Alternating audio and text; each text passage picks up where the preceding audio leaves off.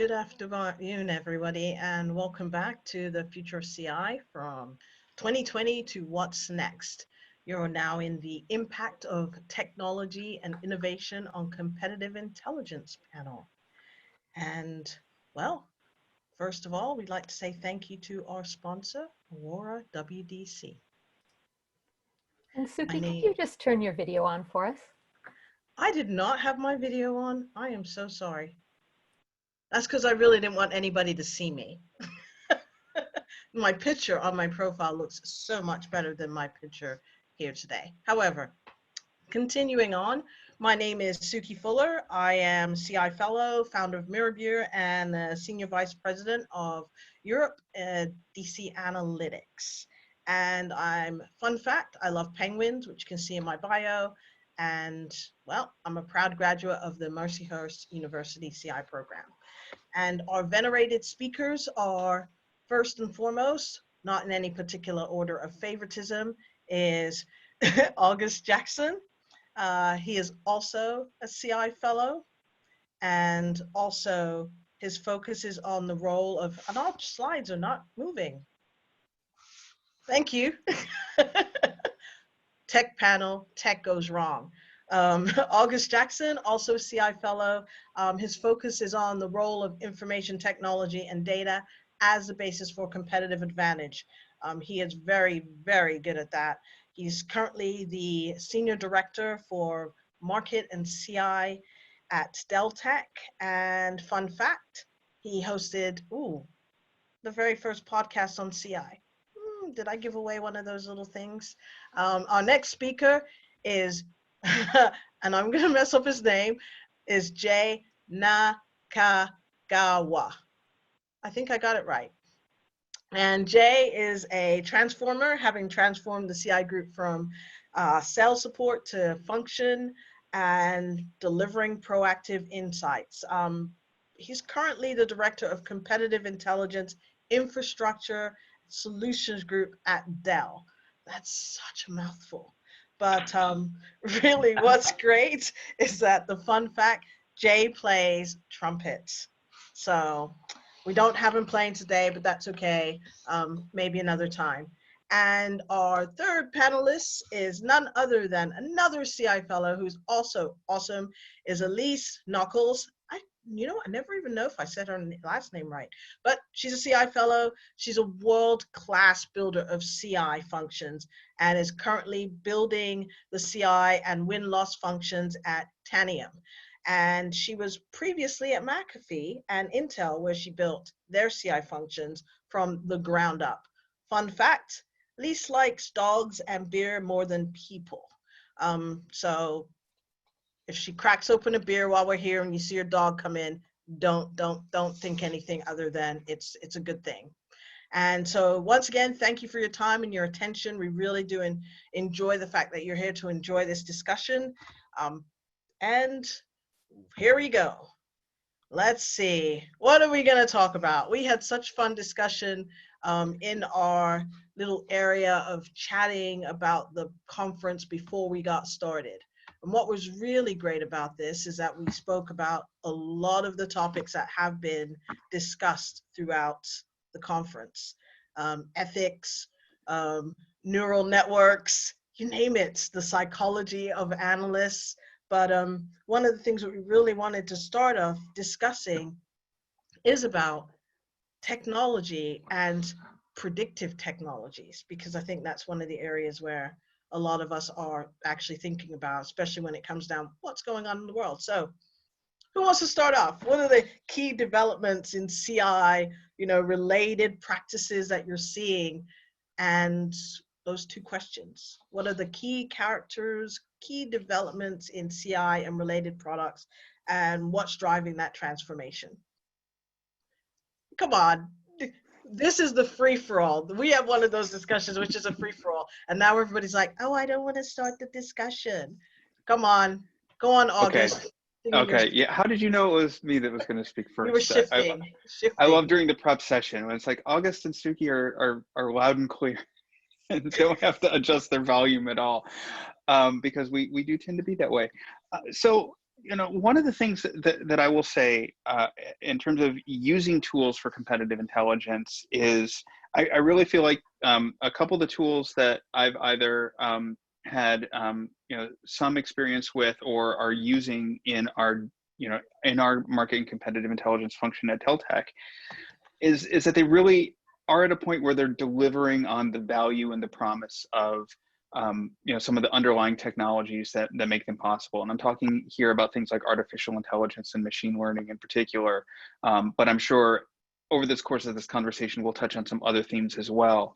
I come to technology tools for CI as actually kind of a skeptic, because I've been a longtime advocate for, open and established technologies like RSS and, quite honestly, something as simple as Microsoft Office, that for the longest time when vendors would come to me and say like, hey, I've got this really great, cool new thing, I'm kind of like, well, what can it do that my Google Reader and Google News Alerts can't give me? And the answer for a long time was not a lot.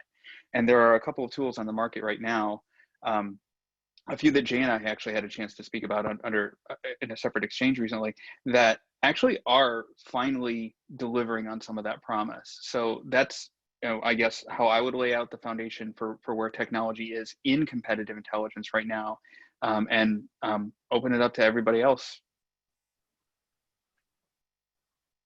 Come on, Jay.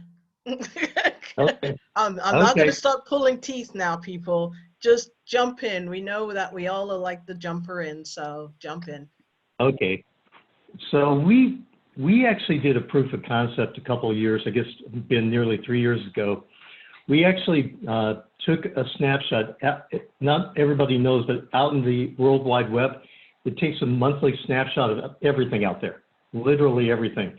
So what we did is we took that massive database, we applied algorithms to get specific data that we were looking for. And what we were trying to do from a predictive standpoint was really trying to imitate the Gartner Magic Quadrant, because they do a pretty good job with that. And so we actually took that snapshot, called it down, transformed it into bigrams and trigrams to take out useless words like if, then, but, things like that.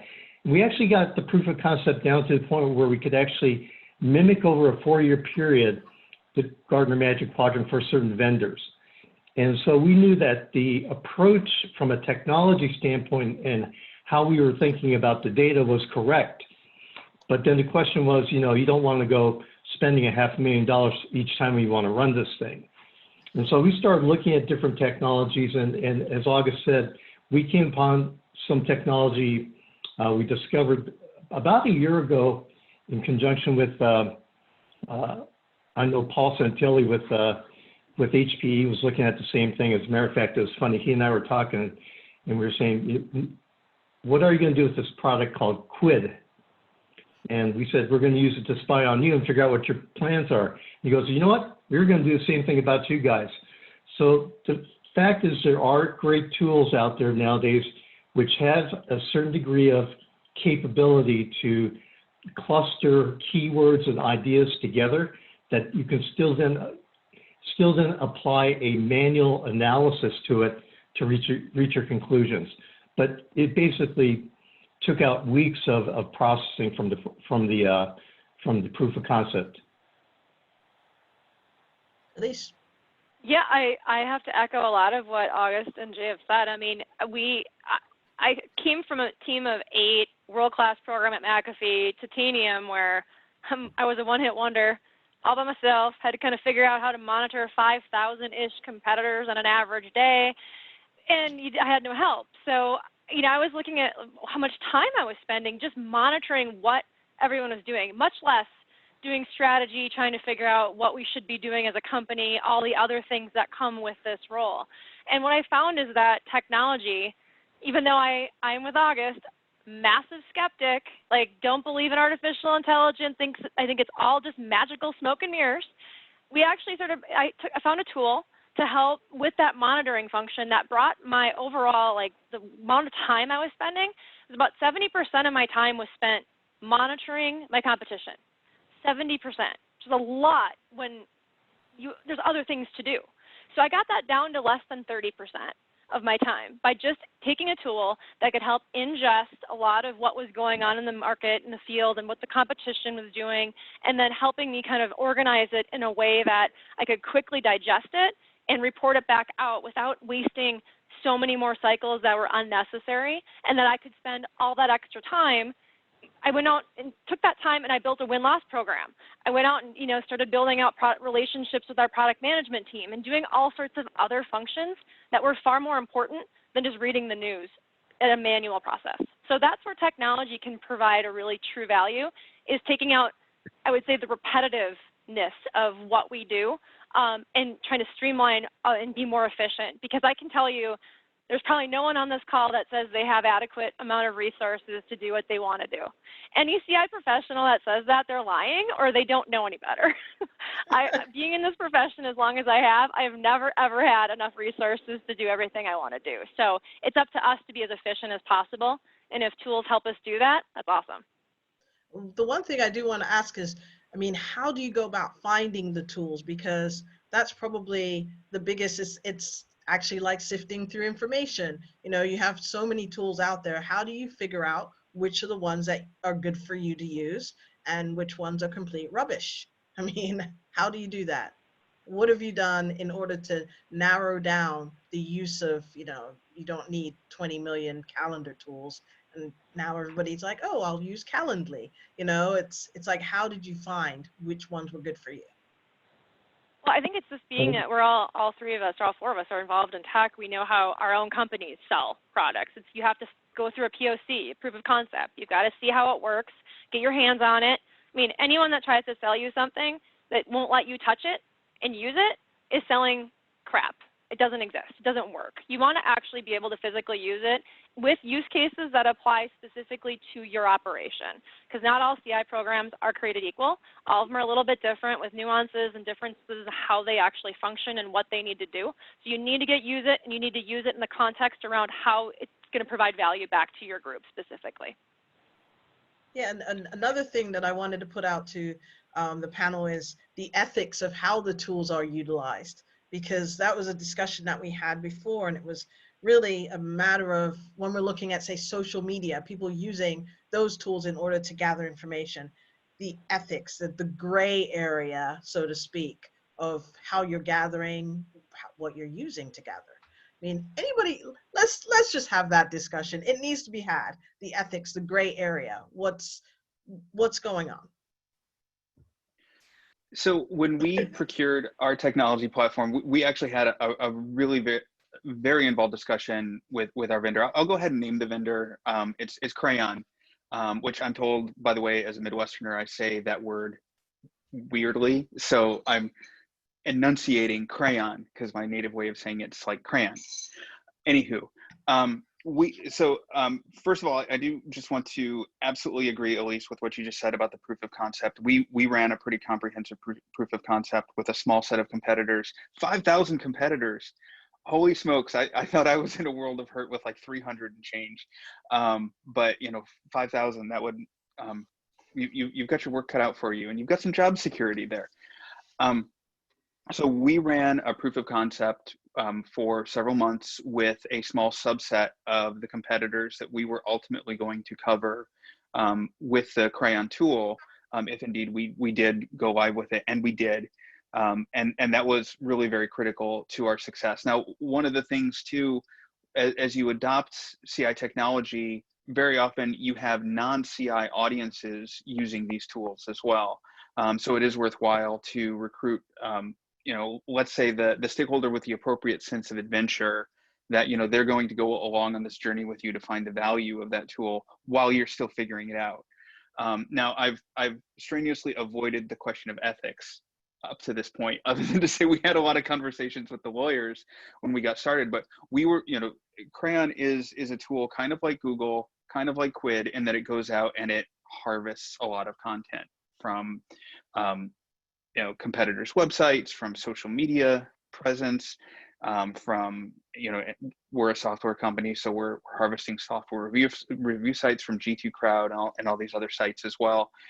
We had a lot of discussions around the licenses and the the legality of that practice as well. So that definitely came into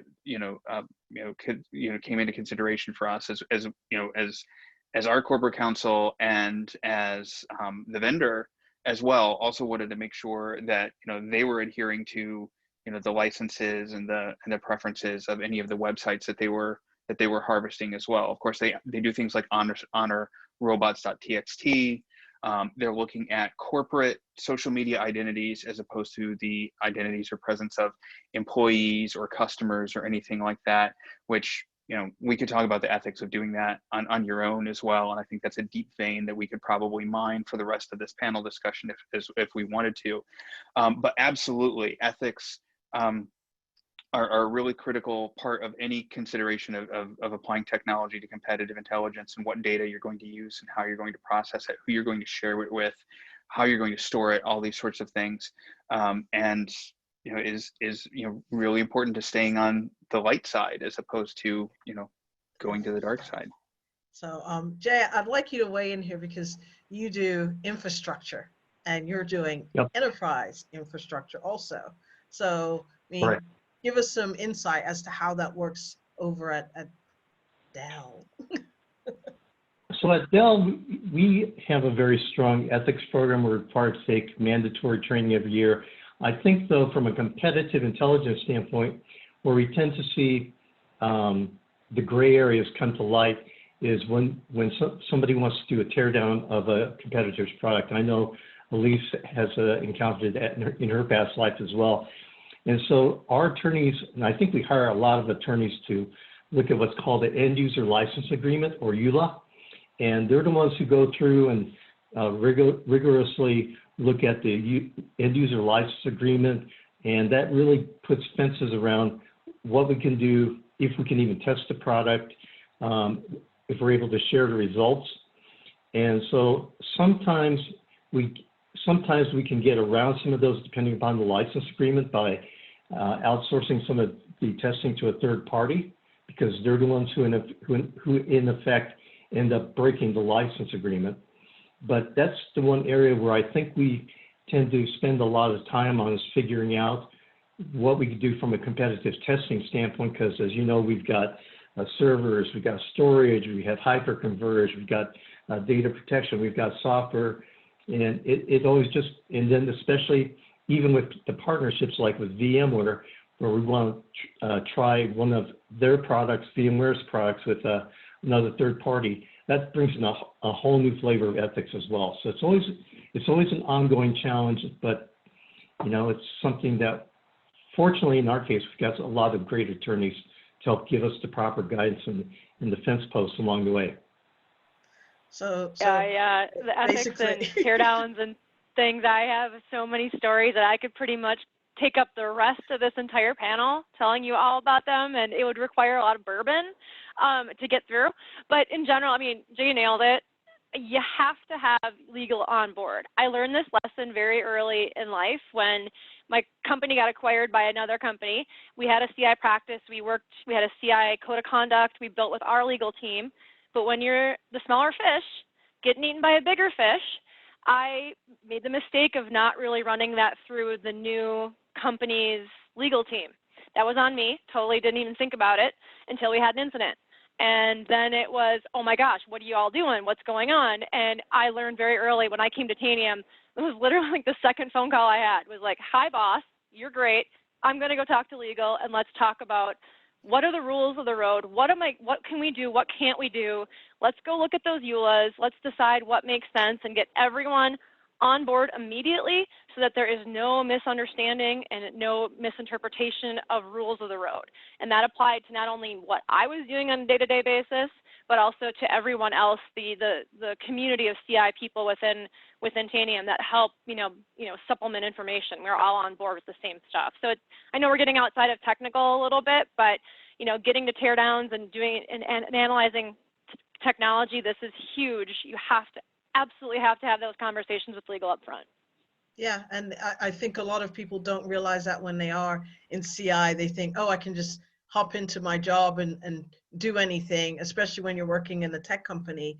the legal aspect is probably one of the most important places that you need to go when you are working in a technology company. Especially, I mean, we won't even talk about IP. I mean, patents. I mean, that's a whole, you know, that's a whole 10, 20 years of conversation and still not even getting 5% through it. But I mean, when we're looking at technology and the legal aspects, and now you're looking at the world of social media or social media technology, and the open source and what people are sharing personally and what they're sharing professionally. And when you put that all into the mix, I mean, we're in a whole nother cesspool. And we had an interesting discussion around the open source aspects of social media and the uses of social media in gathering intelligence and the ethical gray areas of connected data. So I'm going to say, who wants to weigh in on that one? Because we know that's a meaty topic. I'll start off. So one of the things I've been thinking about a lot is we've all seen it with TikTok in the US. You know, TikTok being put on the list, it has to be acquired. What was that, yesterday? What's today, the 15th? Yeah, I think it was today was the deadline. And Microsoft's offer got turned down, and you know, now Oracle is now in the mix and whatever.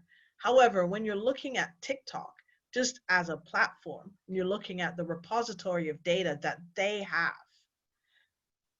If you're going to be using that to gather intelligence on just one person and you work at TikTok, there is a gray area there. It's so gray. It's actually, no, it's not really gray. It's just, we know that it's probably just wrong.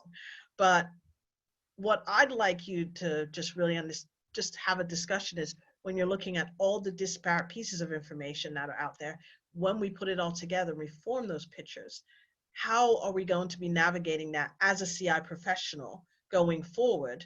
Because we have to now parse out what's legal, what's not legal, what is good, what's bad, what we shouldn't be doing. So, you know, weigh in, people. What do you think? How are we going to be able to navigate those roads going down into the world in the future? One of the things I wonder about for the role of the CI professional, sometimes in those technology companies, so potentially focus on a very narrow audience in a way, but is to be the voice of those ethical considerations, Suki, that are exactly the ones that you're talking about as well. I'll share a little bit of a personal story. I actually made the decision to leave Facebook about a year and a half ago after the umpteenth violation of, you know, their, you know, standards and, you know, terms of service and end user license agreement. But the specific one in question was when they had acquired a VPN software company, a virtual private networking software tool, that they actually marketed to teenagers. And you know, this came, you know, some of the violations of this particular acquisition came to be known because they were doing something on Apple and Android phones called sideloading, which is something enterprises are allowed to do to load software for their employees on, you know, but is not something that's intended to be a general market tool. And it came to the front that they were actually they were analyzing the VPN traffic of the customers. So, you know, sorry, I'm going to backtrack for a second. So they were openly violating Apple and Google's terms of service for participating in their app store and having an application on their platform. And then also harvesting that data, the VPN data of the users, who again were mostly minors as well. So they're selling you something that is ostensibly a security product, and then they're watching everything that you do online with it. And one of the main reasons they were doing that was for competitive intelligence. And that was the tool that led the Facebook board to recognize, oh, a lot of people are using WhatsApp, and WhatsApp is this up and coming messaging platform that could be a competitor. Let's buy it. And that situation to me was just so, I'm going to let it go. It was just so extra, to borrow a term. that I said, I can't be on this platform anymore. And I wondered, does Facebook have competitive intelligence professionals, with the ethical knowledge and with the, the voice, quite honestly, to be, look at something like that, if that were ever to even be presented to them, to say, hey, that's wrong for, all these different reasons. Hey, here's the skip code of ethics. Here's why you can't be doing this for competitive intelligence purposes. And to actually have leadership say, okay, we're not going to do that. Because, I will say, I work in an organization, a software company, where we have access to some data that if we wanted to use for competitive intelligence purposes and we had no ethics at all, we could go ahead and do that. But, granted, I don't have to, swing any hammers for people to realize, hey, that's not something we should do. But if I had to swing that hammer, I know I would get a voice in that. And so I think there is a subset of the CI community within the tech world that I think has a responsibility to address exactly those things that you're talking about, Suki. Yeah. Jay, would you like to weigh in? I saw you nodding your head. Yeah, from a standpoint of what August is talking about, we have very strict guidelines on what information we're allowed to collect and how we're allowed to use it. So at the personal level, we're not allowed to do that. We can use macro level data. We can use data from research firms, and we try and keep it at that level and not go down to the personal and social media side of it, because that's just a real slippery slope. And so we're under strict guidance to not do that, which if somebody does, the ramifications could include termination. So they're pretty serious about the ethics behind that. Anybody else have anything to say? So we're looking at innovation, and I'm just wondering, what are you seeing in the field for CI professionals to use versus what we are actually, what's driving transformation? Like, what is out there that's saying to us, you should use us, and we're already in use here. Let's go out there as a CI professional and use that, versus the things that you are actually now using. I mean, what's good for you when it comes down to innovation? The innovation of CI. What's going to kill us? What's going to make us obsolete? I think ignorance, honestly, because if people think that a tool, technology can replace human intuition, gut feel,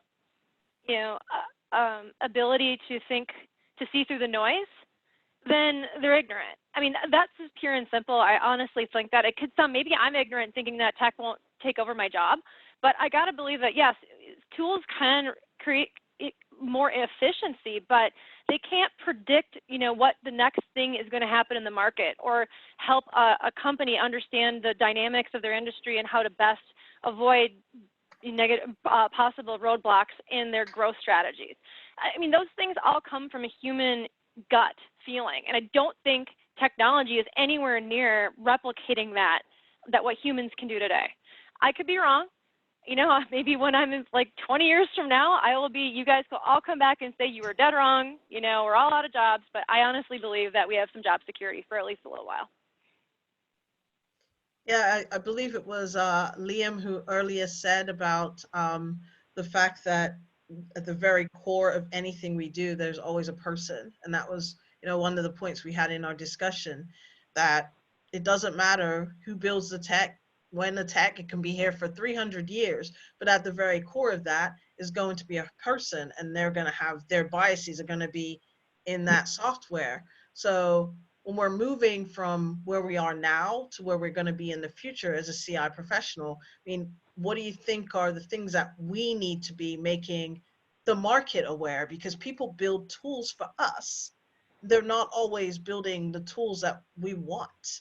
Why are we not having a say in what's being built? How do we get there and tell people what needs to be done? I mean, August, you're laughing, but this is the question. How do we make CI part of the discussion and part of the core of people building things for us?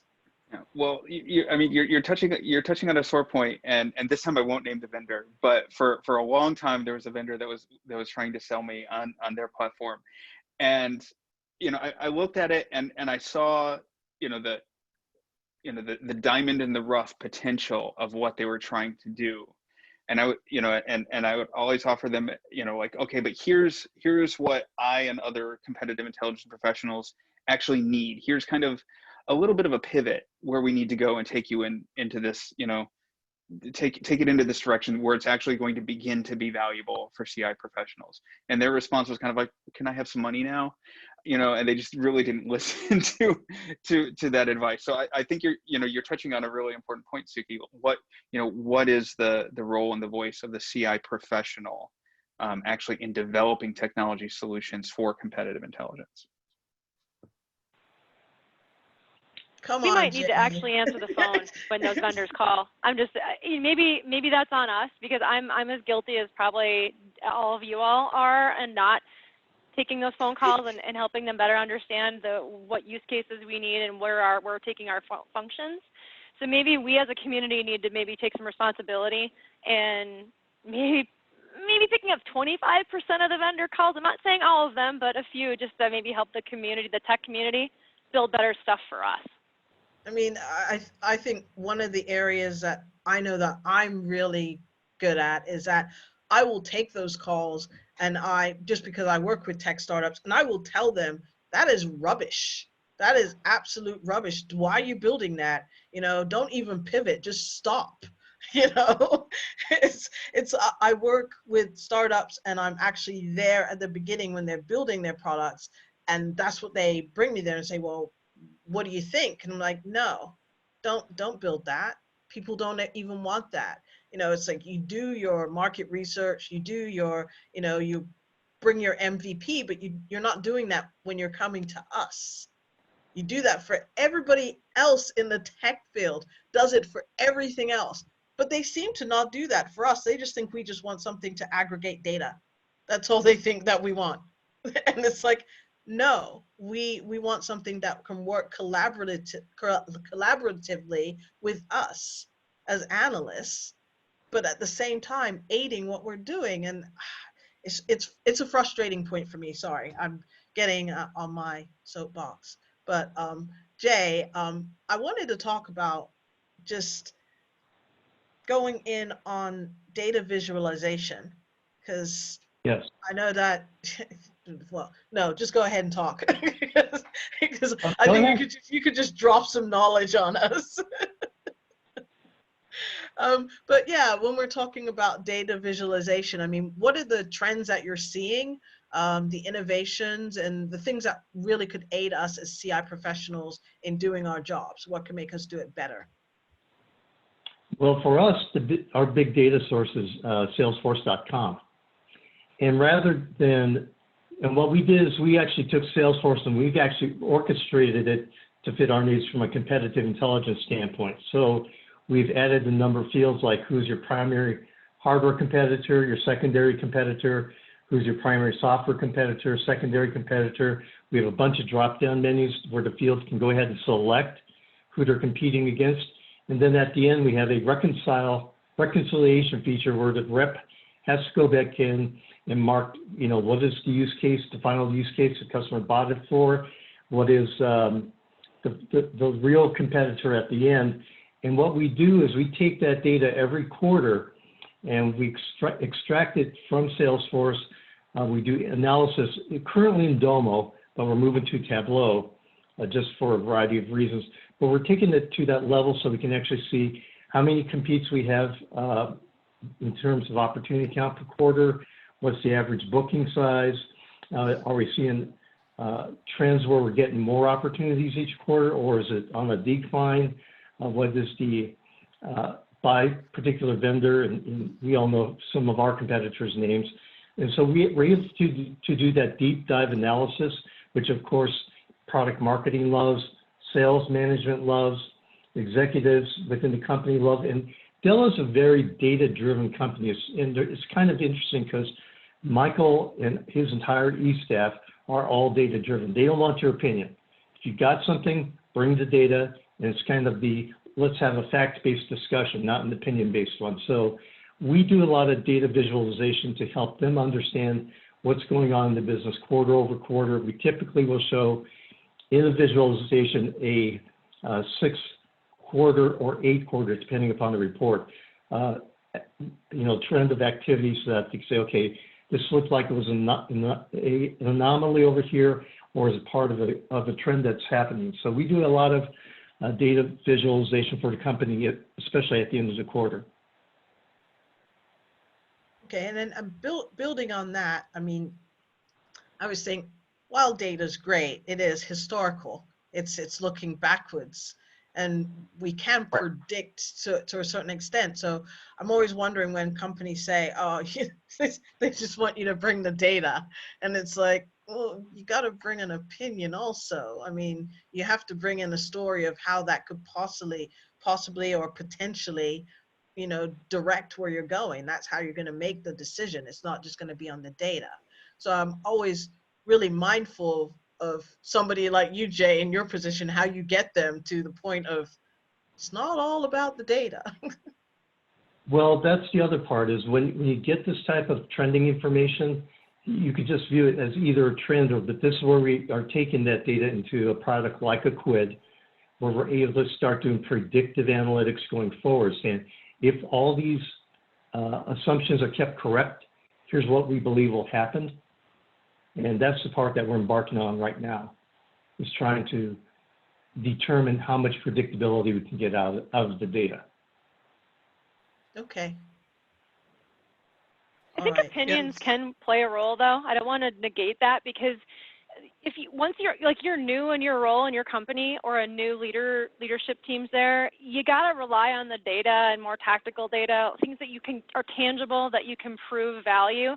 And then once you've proven and it had success in multiple areas and got that trust relationship with whomever you're working with, and trust me, I'm not someone that only focuses on C-suite. I can go on a tangent about that too. I think that we support all functions equally in our organizations, and I think all people on this call should be doing the same.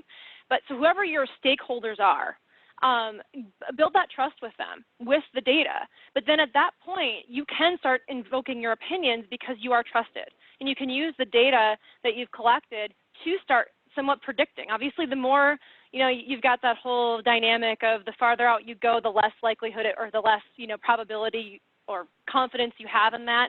But you've got that trusted relationship. So even if you're possibly wrong, you can go back to the core trust you built with that stakeholder. I think that's why we don't want to just always hardcore it in data. I mean, every tech company is all about data, but we can have that ability to do opinion-based analysis as well. Yeah, there are a couple of really great threads I'd like to pull together here. One of the things that, Jay was talking about was some of the innovations he and his team had made in Salesforce. My team and I made some similar additions to our Salesforce as well. And the data analysis, even though, Suki, you're right, it was, backwards looking, or at best a snapshot, maybe of yesterday, and then all the quarters before that, as opposed to anything that was predictive. One of the things that data did give us insight into was where some of the things that key stakeholders throughout the organization thought or believed about who our competitors were, or who was stealing more food from our mouths, was not actually accurate. And so when we had the members of our sales team actually inputting that data about who is the incumbent, who is the primary competitor, that sort of information, we saw that we weren't displacing who we thought we were displacing necessarily, or we weren't coming up against who we really thought our competitors were, or the competitors we thought we were facing weren't really the most significant competitors, or here's some patterns of information and data we were able to put together across multiple data sets that suggested a very different story from what everybody had kind of adopted and believed. And it was a really interesting combination of quantitative and qualitative, opinion-based, forward-looking information based on some of the tools that we had available, and some of that qualitative analysis that we were able to do, and combining that with the quantitative piece as well. Actually, this kind of addresses, I think this kind of addresses Eric Lippman's question in the Q&A chat about the idea of technology as being a leveler. And I mean, I would say maybe, but just to pick up on Elise's point about interpretation and knowledge and connecting the dots and that sort of pattern analysis, those things. Elise, you were saying that create job security for competitive intelligence professionals for the foreseeable future, or at least we hope they do. Those are still differentiators.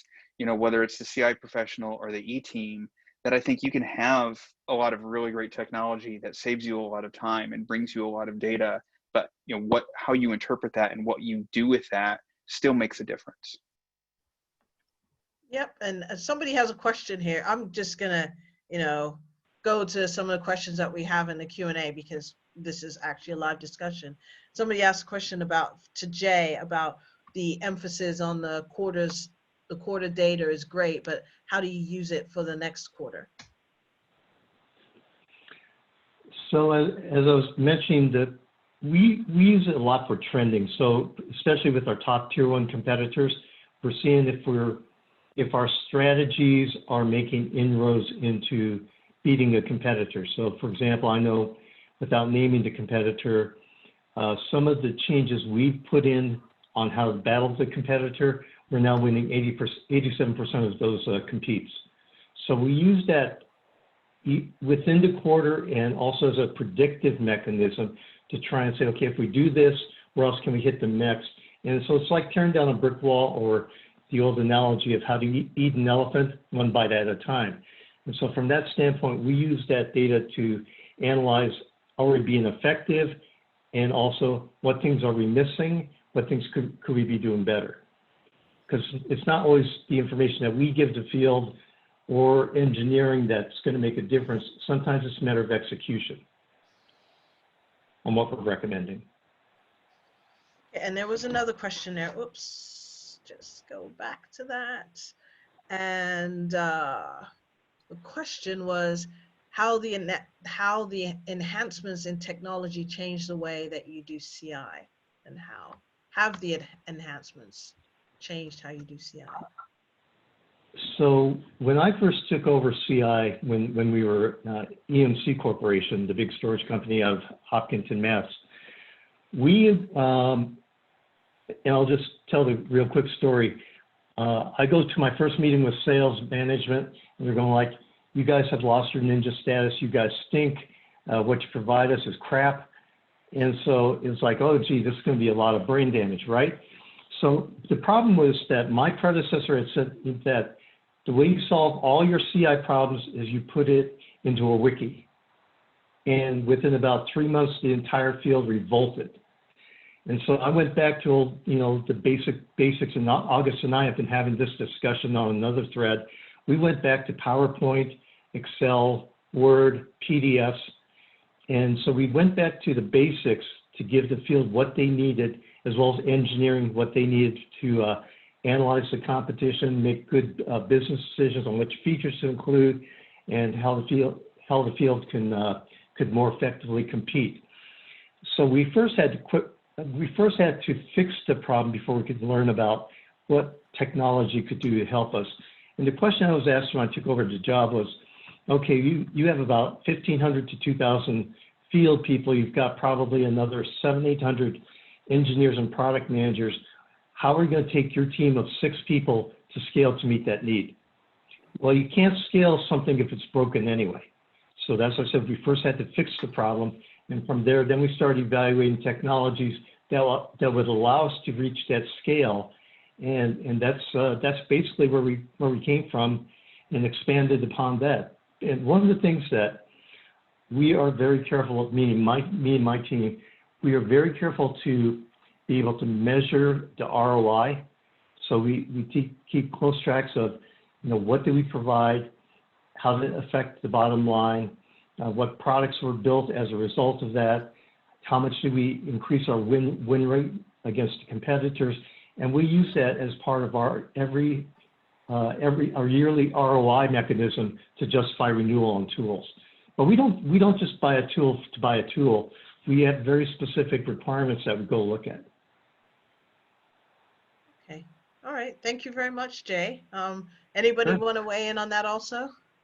I just want to second Jay's comment about having the metrics that you're going to measure the effectiveness of the tool, because you are at some point going to be asked to justify the continued spend. You know, put it on your calendar, put it in the bank, put it wherever you need that demand is happening.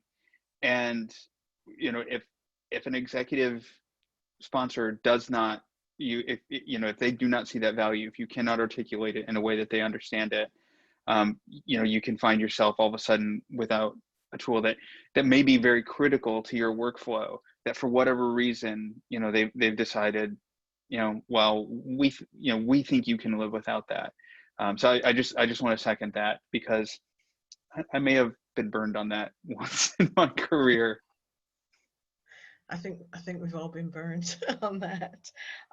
One of the themes that I wanted to pick up on was the fact that you went back to basics. And in working with non-tech companies, so I did a project with M&C Saatchi, and their tagline, phrase, whatever, mission statement is brutal simplicity. But this organization had so many siloed functions just to publish a paper. It's ridiculous. I mean, yeah, advertising and marketing, but it was so convoluted. And I just went to the CEO and I said, you asked me to help you out here. And the problem is you forgot your tagline, which is brutal simplicity. Go back to the basics. And so one of the things what I do when I'm working with companies, I always say, what is the basic? What's the core function? What are you supposed to do? What is your CI function here in this company? And then I go and talk to those people and they have not a clue. They're just sitting over here. They're not talking to anybody else in the company. And at least you were alluding to that earlier about, you know, go talk to everybody. Yeah, talk to legal first, of course. but, you know, make sure you go and talk to the key people in each department. And I think that a lot of people that are in CI don't take that as something as core to their position. They think that they're supposed to sit and other people are supposed to come to them, and they're reactive as to what's going on. And this is probably one of the biggest issues with what's, I guess, sort of crushing our industry, is people think that they sit and other people come to them and ask them a question and they go out and find, as opposed to going out and being proactive. And I don't know, we had that discussion. I would like us to open that up to other people in the Q&A and say, you know, we need to have this discussion. It needs to be had. And so, you know, say your pieces. Because technology will not save us. We cannot just sit here and have people throw us, you know, software tools and say, oh yeah, this will work for you. No, we have to be proactive about what we want, how we want it, how we're doing our jobs. And I don't know, go ahead. Sorry, I just vented. There's going to be a lot of me venting. So I'm taking you lack all sorts of passion, Suki. I don't know. Take the time. I mean, you know, we still have. I think one thing that we could get, I mean, to kind of buttoning a lot of this conversation together is, and it's about, yeah, I really believe in a community-based approach to CI. I mean, being a single person, an army of one for a while, you need everyone else to contribute. In order to get them to contribute, it's kind of a two-way street. You got to give them a little bit, and then they come back and they give you something in return. So it's that relationship you have to build. So it goes to your point. You've got to go out and build those relationships and collaborate with people. So if we're looking at the wish list of CI tools, I want better collaboration tools, ways to instill a sense of urgency and a sense of ownership of CI amongst everyone in my company, to feel part of that whole community, to, you know, share ideas, share intel in an ethical manner, of course, and then be able to pull the data out of that in an easy manner. I mean, that would save me a ton of time because, honestly, a lot of your intel is internal. People have it in their heads or they have it in their networks. We got to find ways to pull that out of people, and if we can find tools, collaboration tools, whatever it is, that would be really awesome to help us all, learn from what our internal folks know. Yeah, and I think one of the big issues is that when people do build tools for CI, they build it for sort of an individual base. It's like, oh, here you can put in this keyword and you can do a search. And it's like, no, we have enough of those tools. We have enough of those tools. We do need more collaboration tools, which is probably why the Slack group that we have now is just buzzing, because we're collaborating. We work best when we do that. We're analysts, we like to gather information, but we also like to gather it from people. We want the people. Jay, I saw you nodding your head. August, you're nodding your head. Okay, weigh in, fellas, come on. Pile on in, because we all have an opinion on this one. So from a collaboration standpoint, we have a concept within the CI organization, and we're organized a little bit differently. We have a program management group. We have a competitive intelligence marketing team. We have the subject matter experts, for each competitor and their products. And then we also have a strategist team.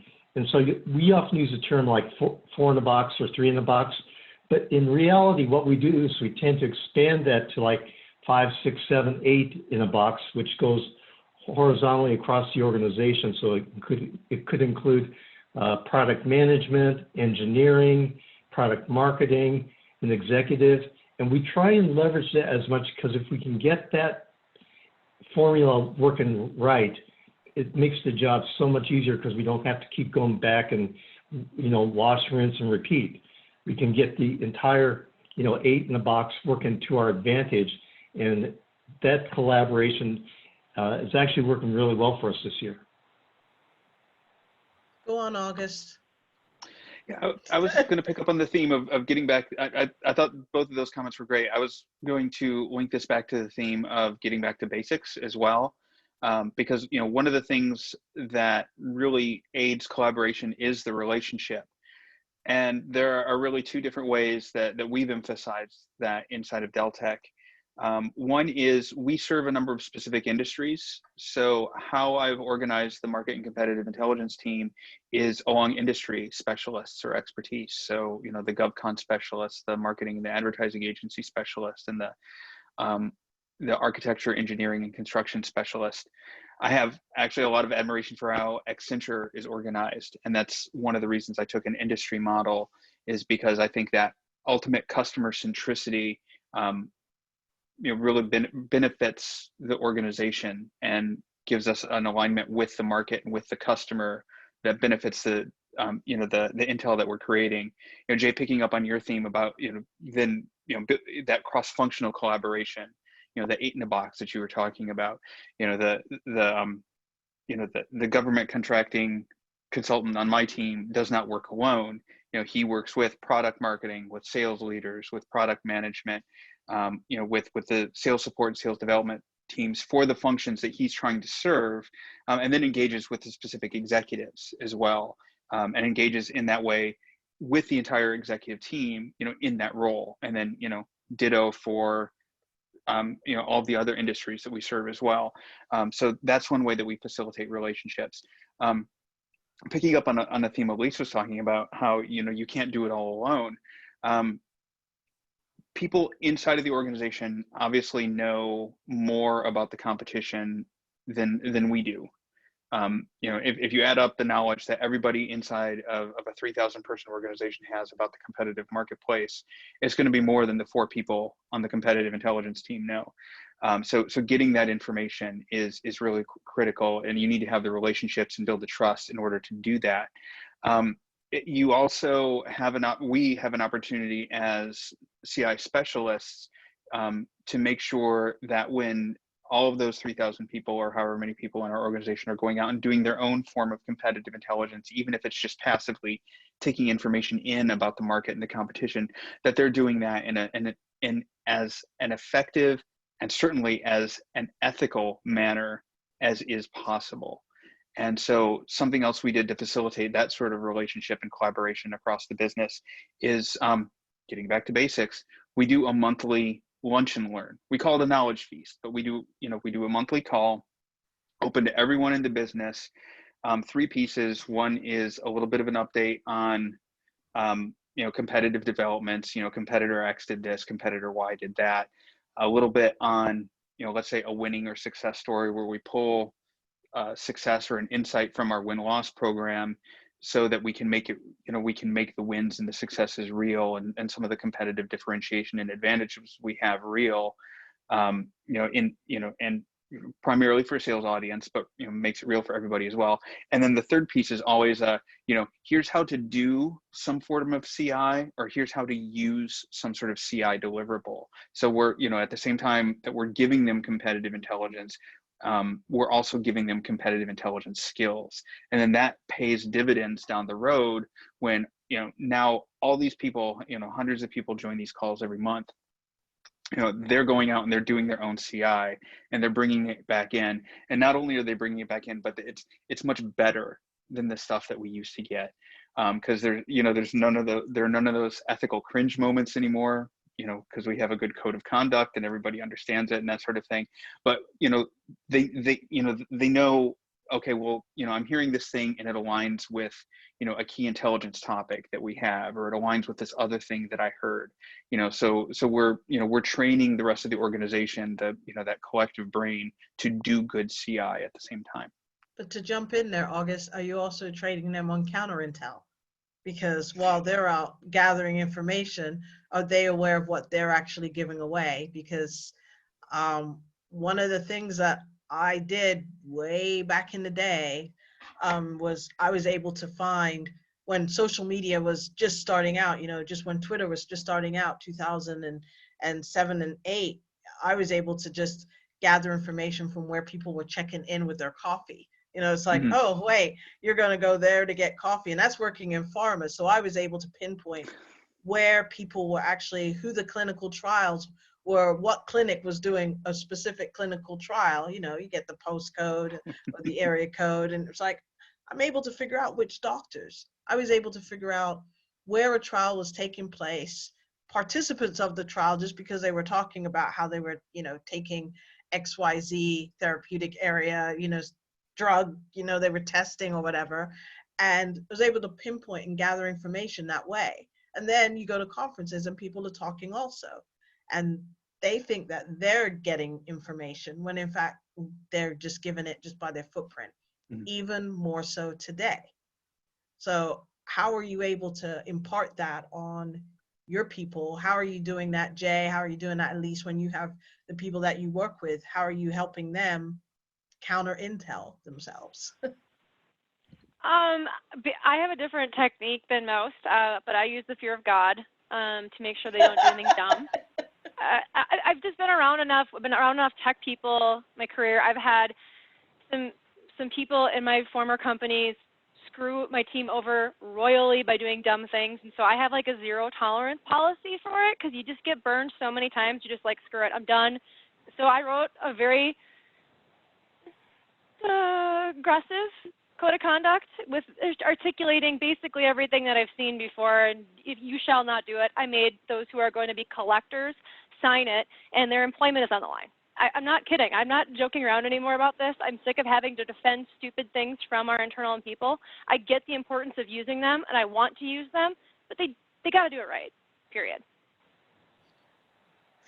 Fear of God. Yeah, we're the same way. We've got sales, especially it comes out of sales more often than not, but we've got sales leadership who has some very strict guidelines in place. And, like Elise says, if you have that executive leadership and it's trickling down through the organization, it tends to work pretty well, especially if they know that their jobs are on the line. Now, one of the things that came to my mind when August was talking is sometimes you don't have to have real expensive tools to collaborate on the competitive intelligence side.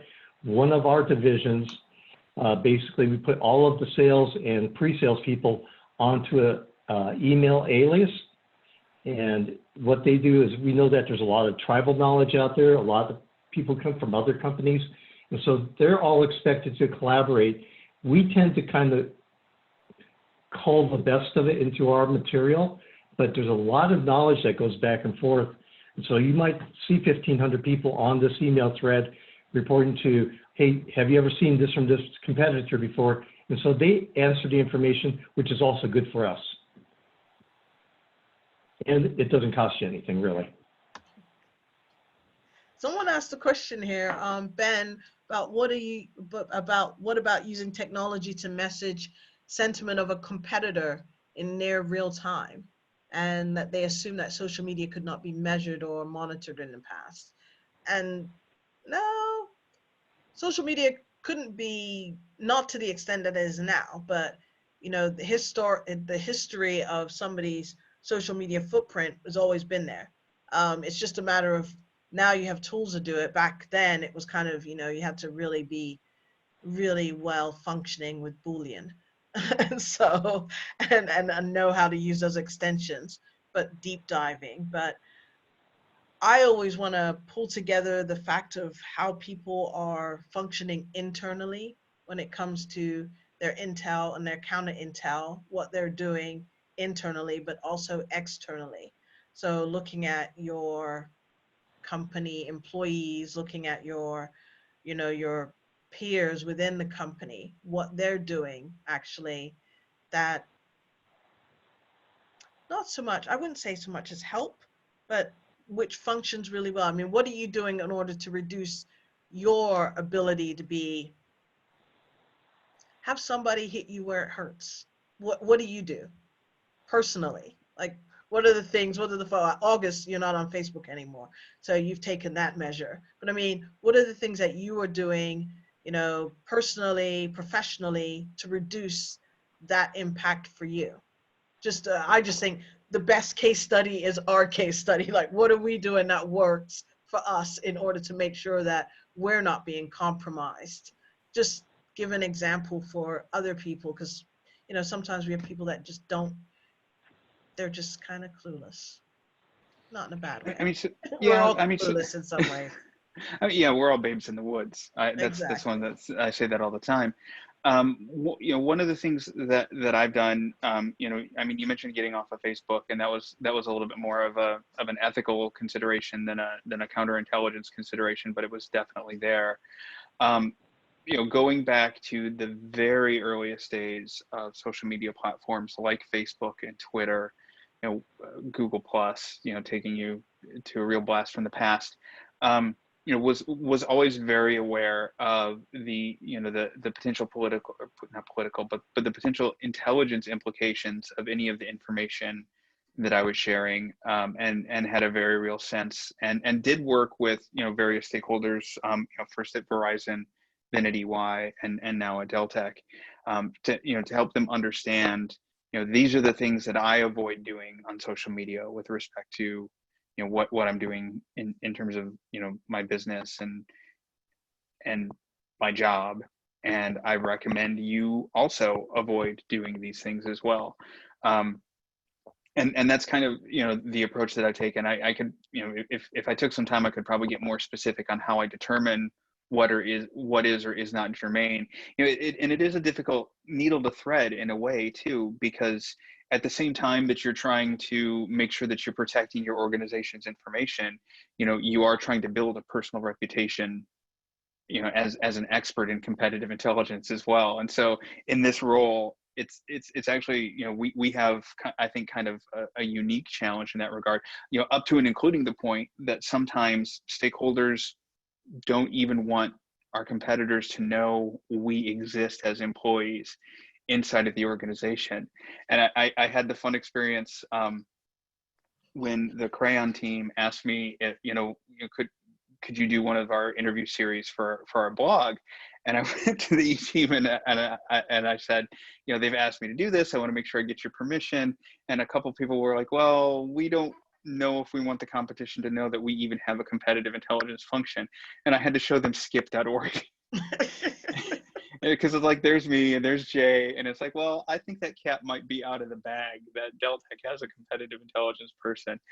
So maybe I'm not the best example of somebody doing counterintelligence, but that is a unique counterintelligence and competitive intelligence. So CI in both terms, you know, that is a particular needle that we as professionals have to thread. And if we can do it, I think any of our peers can do it. Anybody want to wait? It's so funny because when you have discussions and, you know, little threads of conversation before you get in the session, everybody's like, da, da, da, da, da, da. And then they get on here and now they're like, I'm not going to say anything. So come on. We have to be professional on this one. On the previous one, we weren't. It's different. It's like, people, we could just send you the video of our conversations before. Mm-hmm. It would be, but, you know, now we're being slightly more, a lot nicer. Because yeah. we're being a lot nicer. We're not, you know, out here burning down the house, which is really for the extra special registration fee. We will send you the video of the practice session. Will send you the video. That'll cover our legal fees for any inappropriate things that may have been said that would be offensive. And we can, you know, burn down the house, because I for me, it's all really, when it comes to the innovation in technology, just externally, I'm really thinking about when we're going out and we're collecting information. And one of the most interesting facets is things like neural. It is about embedded. It's you know, like, who is going to own that data? When you think about, you know, somebody's going to have their banking chip embedded in them. Well, it's in you, so that's your body. But it's your banking information, so it's technically owned by the bank, but it's about you and it's in your body. You know, we get that gray area. I mean, when you think about heart stents, you know, heart implants, you know, like, who owns the data? There was a story a couple years ago of a woman who actually went and wanted to hack her heart implant because it kept showing fake heart incidents, and she was a computer scientist, and she went to the company and said, I'd like the data, and they told her no, it was proprietary, but it was about her. And so when we're looking at this whole aspect of technology, how are we going to weave that as CI professionals? How that's crossing a line of what's owned by the person, what's owned by the company, and what are we allowed to actually use now when we're going into this future? We're talking about, you know, the future. What do you think, Jay? I think that's a pretty slippery slope, because it does cross the line of being personal. And so you've got ethical considerations there. You have privacy considerations. Frankly, I'm sure there's good that will come out of it, but even like that 23andMe, they basically own that data now. So they know about your DNA, they've got your heritage, they got that, they compare it to the stats and the population at large, and what percentage of this in your background belongs to other people, and who might you be related to. That's, you know, I think there's going to be some changes in legislation coming down the road on how to govern that, because that's just really sensitive information which crosses a bunch of ethical, creates potential for a lot of ethical issues. Yeah, that's one of the key areas that I'm personally looking at, is the connectivity of all the data that we have out there, just as humans and even as CI professionals. You know, it's the footprint of where you're searching, for instance, what you're searching, and then what you're actually speaking about when you go to an event. It's like, that's a lot of insight into what you as a CI professional are researching.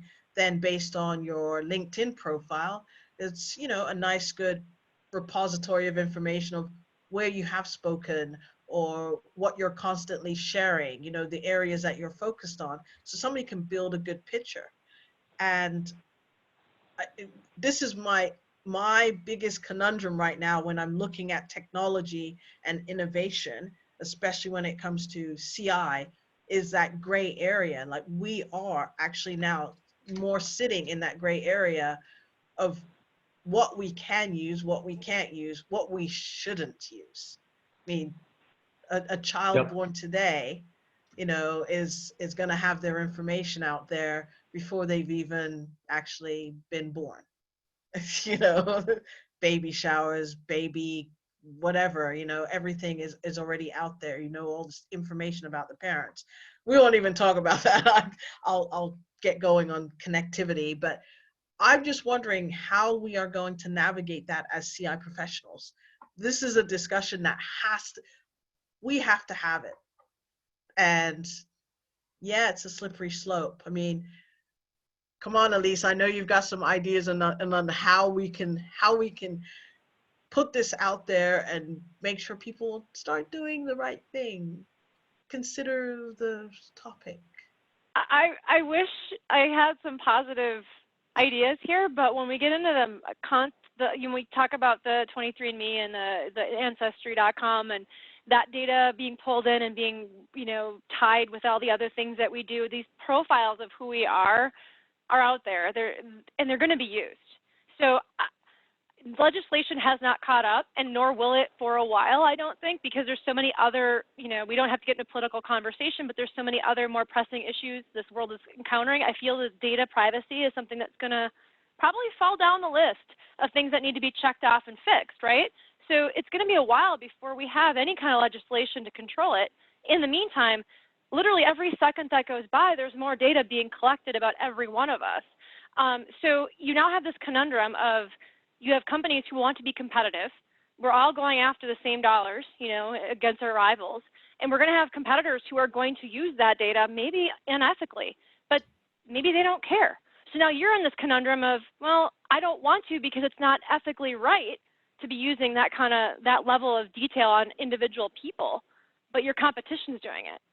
So your leadership might force you into having to use data that you're uncomfortable with. So I think something that we can do as a CI profession, like us as a group, is we could try to, you know, maybe build our own code of conduct around data usage, so that at least the professionals that are part of a community that are, you know, together in the same level, the same kind of working relationships of what we all do, we all collectively agree not to use certain aspects of social media data, of, you know, all the things that are out there. Just something that we might want to consider as a group, because I don't think our governments are going to help us here. I think we have to do it ourselves. Yeah, at the same time, I don't think that I don't think it's a matter of later. It's going on now. I mean, that's how they found the Golden Gate Killer, was the combination of, you know, Ancestry.com. And when you look at it now, you look at, say, all the companies that are buying, like Amazon, they're buying everything. So pretty much your whole life, they're going to know everything about you. They pretty much already do, about 75%. But when you look at, you know, the repository of information, just TikTok, this is quite fascinating, because I don't think people are really looking at what that platform can actually do, because it is now able to gait analyze. So it analyzes the way that people walk, the way that they speak, their gestures. It's now building a bigger repository of people of ethnic backgrounds that didn't exist before, because nobody was collecting data from the African American population in the US the way that TikTok was, because they just didn't care. They just built a platform and said, oh yeah. But TikTok actually went out and they marketed, when they found this subsection, they said, great, they're going to be a database of people we don't have, because we don't have that in our country. So now they own that. They have that. That's why they don't want to sell it. That's, you know, something they're going to sell back to the rest of the world. But when you connect all of that together and you look at where we're going, I dearly worry that we are going to have people in the field of CI that are going to do things that are not CI professionals. They're not actually coming to organizations like SCIP. They're not coming to, the CI fellows. They're not going to IAFE or any of the other organizations. They are just going to be the ones out there going, oh yeah, I know how to gather information. I'm going to be James Bond. I'm just going to go out and dumpster dive. And I really think that's a discussion that we need to foster, especially when it comes to technology, because here we are. Technology, that's how we are going to have to communicate this way for now.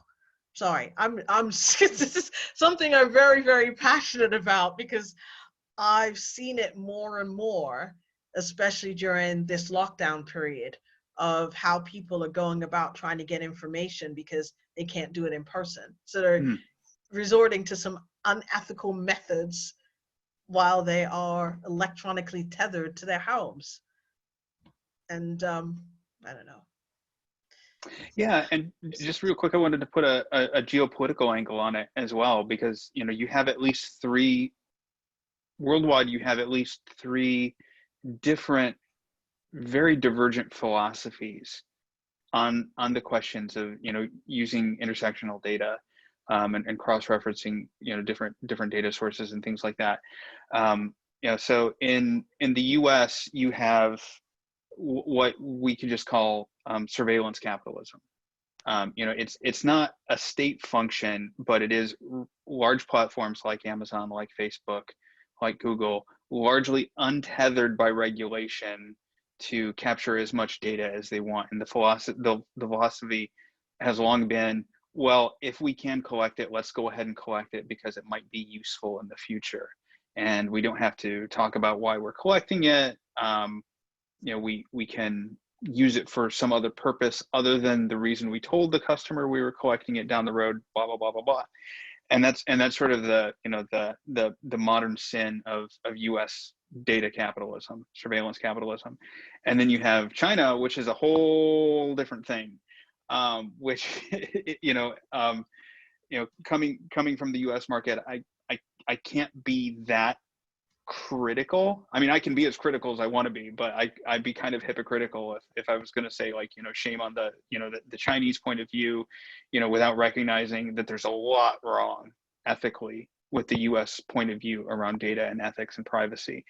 And then you have the European approach, which is trying to do the right thing, but in terms of like execution and actually following through, kind of makes everything terrible to use. Like every time I have to click that, yes, I accept your cookies for the millionth time. I accept your damn cookies. Thank you. And every time I have to do anything with, GDPR inside of the business, it's just like, oh my gosh, why did they do this to us? Oh, but wait, we get blocked out in the UK and in Europe. We get blocked from US because of GDPR. They just say, oh yeah, because of GDPR, you can't use this. Yeah, you can't use this. Yeah. So we thinking about it from the competitive landscape of, Elise saying your competitors are going, your competitors might decide, well, we're going to do it anyway, even if it's not unethical. You on top of that, you've got the complication of, at least three different legal, regulatory, and ethical frameworks for exactly the topic that we're talking about. So, if you have competitors in Europe, what's ethical to them and legal to them is very different from what might be considered legal or ethical to a competitor in the US, and again, completely different from a competitor that might be based in China as well. And so, for example, to use TikTok as your example, might decide, hey, this is actually a great platform for competitive intelligence against TikTok competitors, because like their kids are on their platform and are like, putting the camera in the the face of and saying like, say something funny, Dad, and then now we have data about where the executive at a competitor was, based on this TikTok. I'm just using one example. But now you have facial recognition data. Yeah. I mean, the levels of what they're doing, the levels of what just technology companies are doing. I mean, facial recognition data, that goes also into, if you're thinking about the whole aspect of how somebody might be building something to a fake profile. I mean, you build a fake profile, you get the facial recognition data, you get the gait and analysis data. You can pretty much build now a 3D, you know, just a model. I mean, we've had concerts of dead musical artists. I mean, the technology is there, and it's just now a matter of how people are going to use it and manipulate it. And unfortunately, you have people in our profession that are going to want to use those tools and not know where it came from. It's the slippery slope. When we talked about, you know, deep fakes, and we are in this area because we gather information, we like information, but it's a matter of where's the information coming from, who put that information out there. We have so many sub levels now.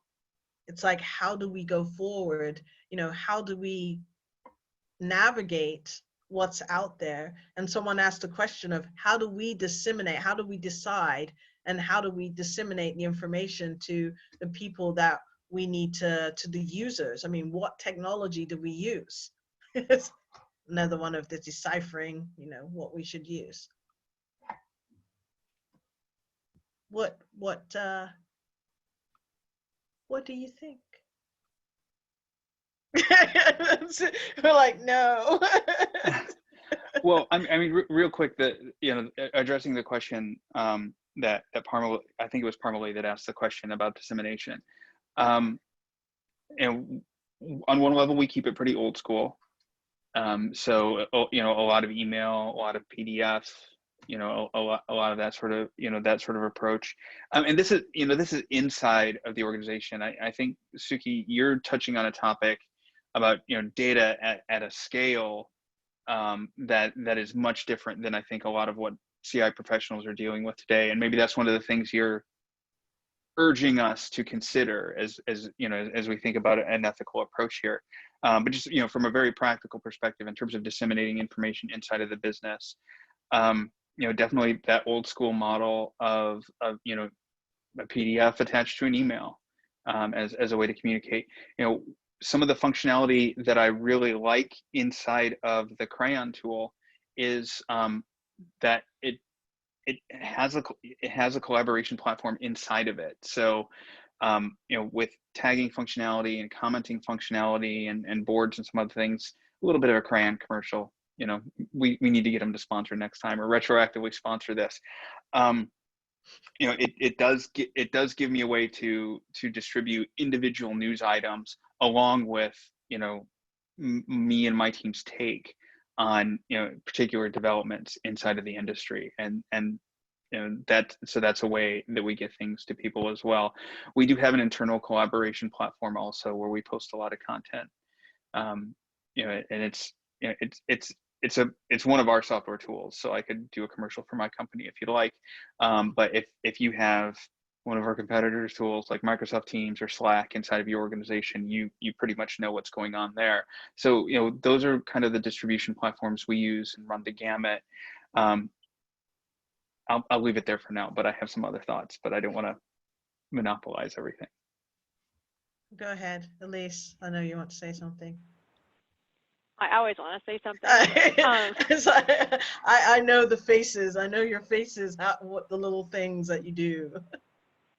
So, you know, I don't really use I use a lot of internal data. I really rely on my intel sources are my, you know, the employees, partners, folks that can tell me, you know, things within obviously ethical lines. So I'm using a lot of our collaboration tools internally, like, you know, August was alluding to, you know, Teams, Slack, all those tools is how we collect, but it's not a really good way to save the data. That's my problem is, like, you can have a great conversation on Slack, but depending on your company's retention policy, that conversation may go poof and be gone. So you got to figure out a way to pull that data out. And I tried unsuccessfully to get my IT team to let me have admin ability where I could literally pull the entire conversation from my competitive thread, download it, and then do analysis on it outside of the Slack interface. That they were not keen on that, being that we are a security company. So wow, shocker, right?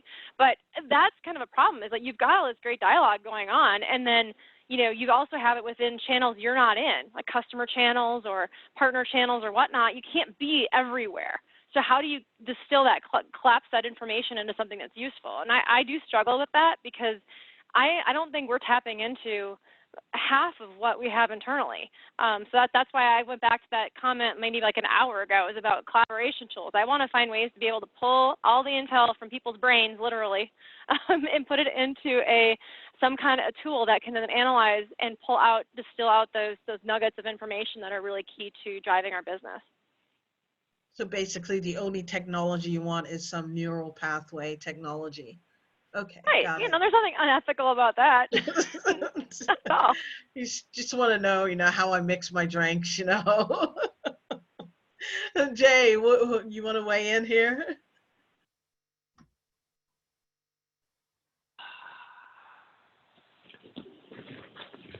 So I'm gonna. He's doing a seat adjustment. I was going to change the topic just slightly, going back to Ben Shearer. Hi, Ben. Good to see you still out there. He asked a question about using technology to measure sentiment of a competitor in near real time. And we've been looking at that for at least 3 years now. We still haven't found anything that gets to that point. What we're finding, though, is that if we take a combination of different social media data, like maybe Glassdoor, and how the employees think about it, or we search in LinkedIn for blogs, that you could kind of almost triangulate some of that, but nothing in real time. So yeah, we keep looking. Yeah, I concur. That's been a really difficult perspective to put together, and also to keep it current. We have the additional angle. It's not quite employee sentiment, but or competitor sentiment, but software review sites have gone crazy in the last couple years in terms of different platforms that are out there and things people say. And I will say it is kind of like buying something on Amazon, using Glassdoor to assess a competitor, or using G2 Crowd to assess a competitor's product, is very much the same way. You got a lot of 1s and you got a lot of 5s, and they both are terrible for various reasons and useless in terms of real intel. But what you're really looking for is like the well-written 3s. Like an honest to goodness, where because that's and those are kind of diamonds in the rough. So that's about as close as I've found. And no attempt to automate sentiment analysis has really ever made me happy. None that I found so far. Yeah, I think mainly that's because the data itself, it can't be trusted. Every review, even the 3s, the well-written 3s, could be paid reviews. And if you've worked with any of these companies or talked to them, there's a whole pay-to-play model in a lot of them. So even looking at social media comments, I wouldn't trust any of it, honestly. Even if there was a tool that could magically put it together, I don't trust really much of anything that's on the internet. Yeah. So it's pretty much the case of, you have those low 1s, and people only ever write something if they hate it. It's like the reviews. If they hate it or if they really like it. And the people in the middle just going about their every day, they're just like, yeah, whatever, I'm not going to leave a review, I'm too busy. And so that's the part where that's the information that we want. That's the part that we want. And that's the part that's just it's not available to us. I don't think there's very much in real time. Even Glassdoor, you always get the extremes, the outliers, the skews. You never get the people that just kind of like their job, but like their boss, but they didn't love them, they didn't hate them, they just did their thing.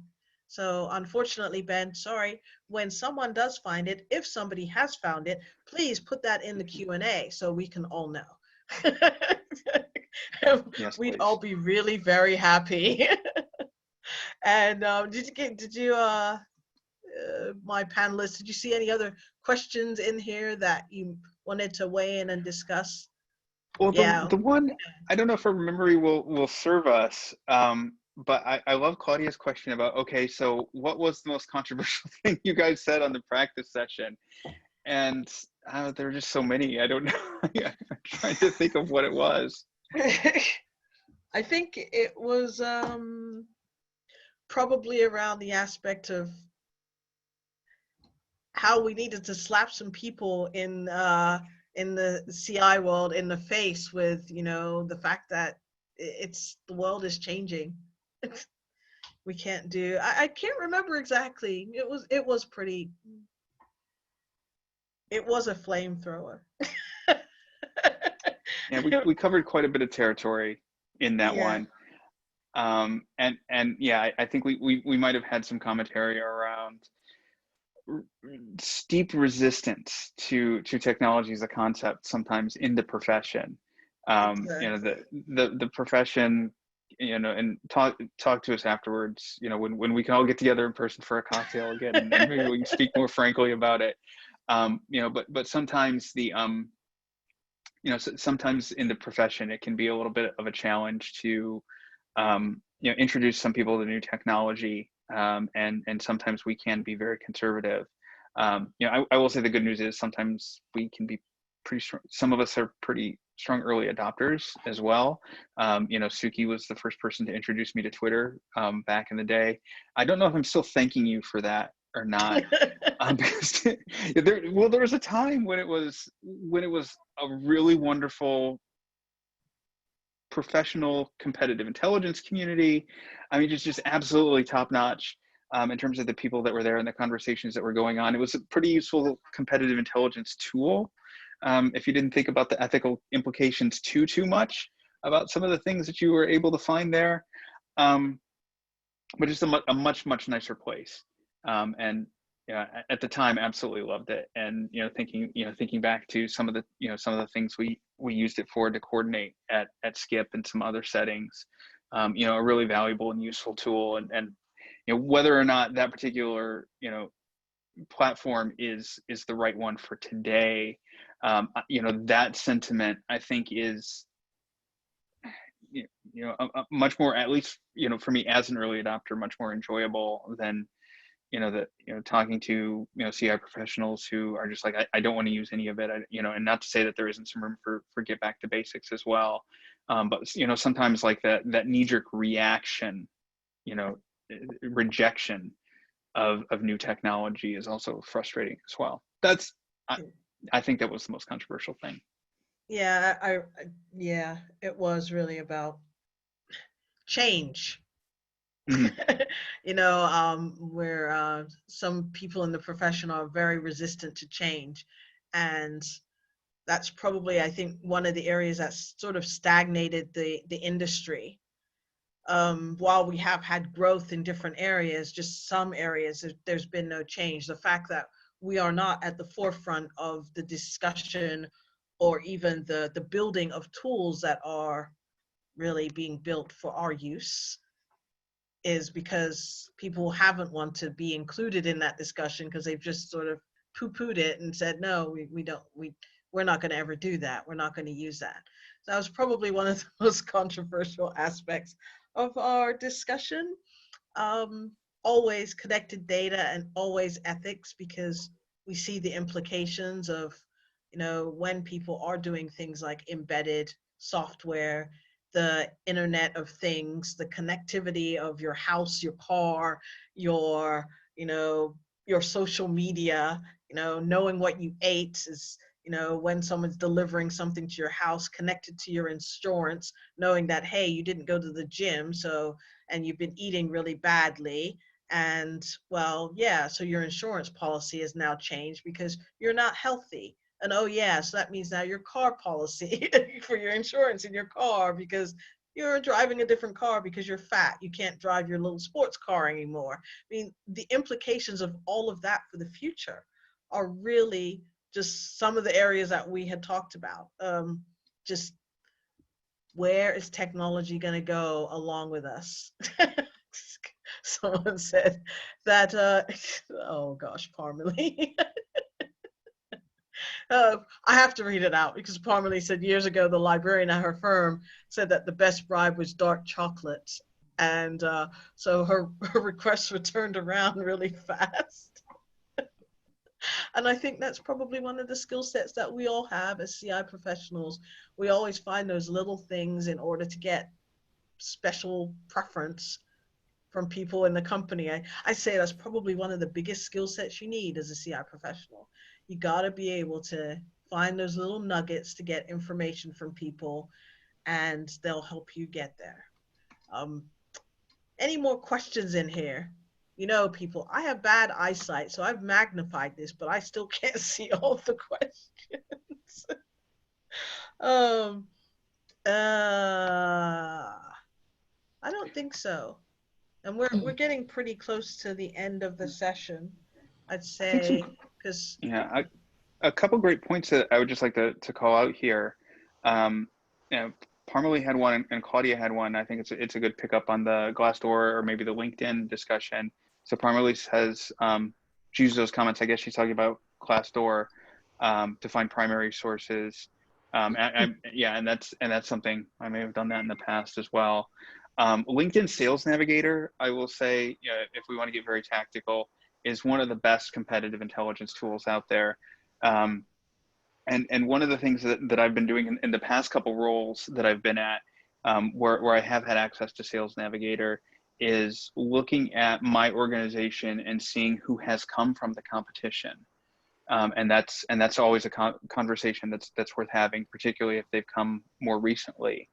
And I've never found an HR function that has been reliable. Maybe this is a thing about this being recorded, but I've never found an HR function that's been reliable at telling me, you know, hey, we just hired somebody from the competition and maybe you can talk to them.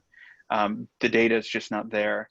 But LinkedIn, you know, when a new person joins your company from, you know, competitors A, B, C, and D, LinkedIn Sales Navigator will send you an alert. And so then you know that that's somebody that you can have a conversation with.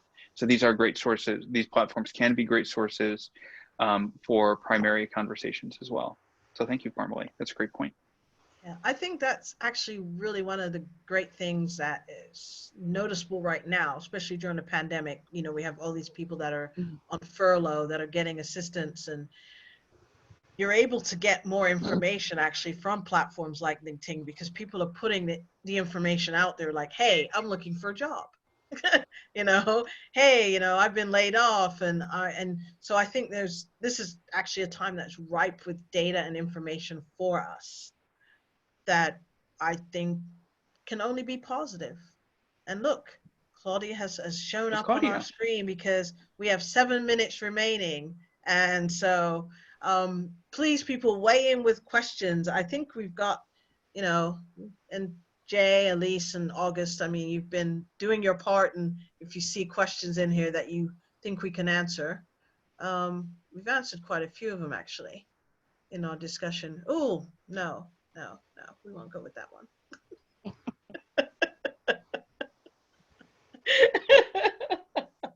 But I mean, are there anything that you want to throw in here, because we kind of been a little bit all over the place as we are. Anything that you want to throw in here? Oh, come on. You people have gotten all silent on me. Any other time, I can't get them to shut up. And here we are on this panel, and everybody's going, no, I've gotten all shy. I can't say anything. I think we've covered.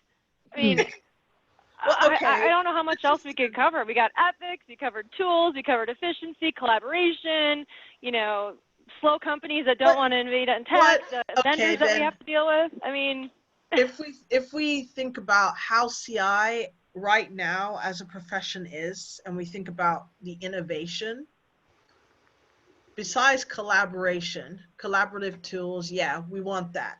What other area do you think in technology and innovation we need to have enhanced for a CI professional? What do you think we need?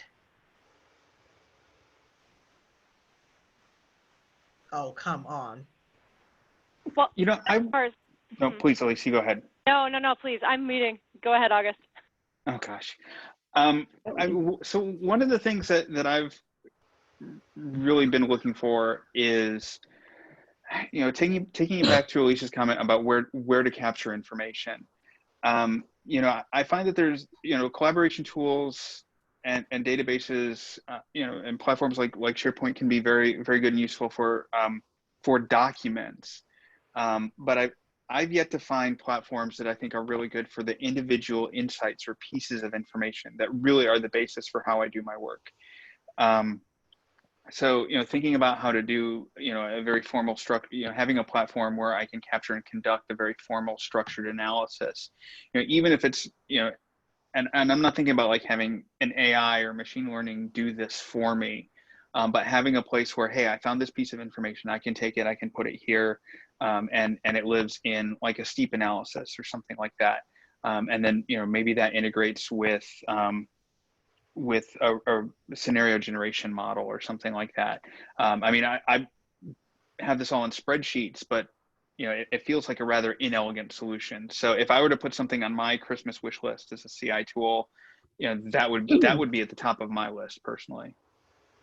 Okay, so we have like maybe 2 minutes left, but Martha Mateo put a question here, and has anyone noted that an important target for counterintelligence training is your CEO? And I'd say, Suki, Yes. can you hear me? Can you hear Yep. me? Okay, Yes. well, we need to give some announcements to the attendees about tomorrow. Do you mind if yes. I pop in, because we only have, and this will end in 2 minutes. The whole session is going to go away. I'm sorry to have to interrupt, because you have so many good ideas, fantastic thoughts and everything. I've enjoyed every minute of it. Thank you very much to the panelists and Thank you. Thanks to all of you. I know that already I've got a session for you for the next summit on ethics and what was it? I can't remember, but you'll be back. Anyway, I just want to thank all the attendees for being here today, and I hope you enjoyed and got a lot out of the sessions. I think I did. I want to let you know that right after this, the exhibit hall is open. Also, you can get there through the link on the agenda. Tomorrow, the exhibit hall will be open at 10 a.m. and at 11, the general session starts. That will be about you, the attendees. You will be able to talk about the things that you've learned in the sessions and share your key takeaways. As far as the community of practice, that will continue to be up for you to talk to others on and discuss the sessions. Don't forget about the contest. Get your submission in if you're ready. And I hope you have a really good evening and that you've got some really good food for thought. It's been a great day for me. I've enjoyed everything and all the different speakers, and we look forward to seeing you back tomorrow. Back to Suki if you have some ending comments. Thank you so much. Do we have any ending comments, anybody? I'd say thank you very much for my speakers here, August J, Elise, and thank you very much for our sponsor, Aurora WDC, for this particular session. And wrapping up, we all know that technology will not save us, but we know that it needs to be collaborative. Whatever innovation happens, we need it to be collaborative for us as CI professionals, but we also need to have a seat at the table, not just as CI professionals for the people we're advising, but for the people that are building products for us. So that's the thing that you really need to take away is when those people call you to sell their products, tell them that they need to bring us in on that. And right now we're going to go to we're doing a poll. I didn't know we were going to do a poll. I didn't think so. No, we're not. We have the virtual summit, as Claudia said, and also the CI community of practice on Slack. You need to be there. If you're not there, get there and make sure you stay there forever and ever and really participate in our discussion. And don't forget to use the links in your summit program in order to access all the different parts and places that you need to be. And right now, I would just like to say thank you very much. And is that me done, Claudia? Or is it back to you? I believe so. I believe we are done. It's the end of the day. It's Yeah. now. Have a great evening, and we're looking forward to seeing you back tomorrow morning, 10 a.m. for the exhibits, 11 for the sessions. And by the way, a couple of the exhibitors are available, one through Zoom and one on the community of practice, so you can actually speak with them. Okay, good night, everybody. Thank you very much for participating.